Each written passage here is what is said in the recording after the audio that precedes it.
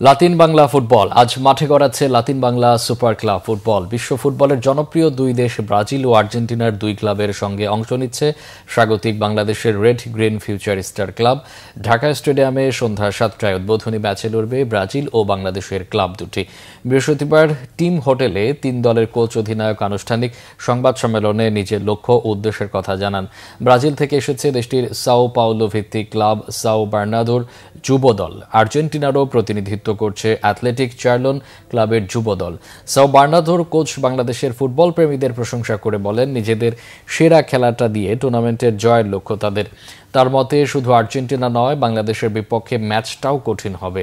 Athletic চার্লনের coach জানান, champion হতে নিজেদের স্কিল দেখানোর জন্য প্রস্তুত তারা। স্বাগতিক রেড গ্রিন ফিউচার স্টার ক্লাবের কোচ ইমরুল হাসানও তার দল নিয়ে আশাবাদী। দুটি করে ম্যাচ শেষে টেবিলের শীর্ষ দলটিকে দেওয়া হবে ট্রফি। 11 ডিসেম্বর বার্নাদো চার্লন শেষ ম্যাচে দুই দেশের দুই কিংবদন্তি ফুটবলার কাফু ও ক্যানেজিয়া উপস্থিত থাকবেন।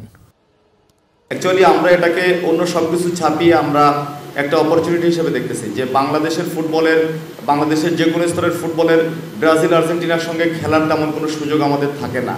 আমরা বিগত দিনে এমন অপরচুনিটি পাই নাই, তো এটা আমাদের জন্য বিরাট একটা সুযোগ, যেখান থেকে ছেলেরা কতটা শিখতে পারে এবং তাদের সঙ্গে কতটা লড়াই করতে পারে, সেটাই হচ্ছে আমাদের মূল প্ল্যান। এখানে আমরা যা যা প্রয়োজন ফ্যাসিলিটি মোটামুটি সবই পেয়েছি এবং ফ্যাসিলিটির উপরে আমরা চিন্তা করতেছি যে অপরচুনিটি আমরা কীভাবে কাজে লাগাবো। আমাদের মূল লক্ষ্য ফুটবল খেলা, ভালো ফুটবল খেলা এবং এখান থেকে কতটা আমরা শিখতে পারি সেটা।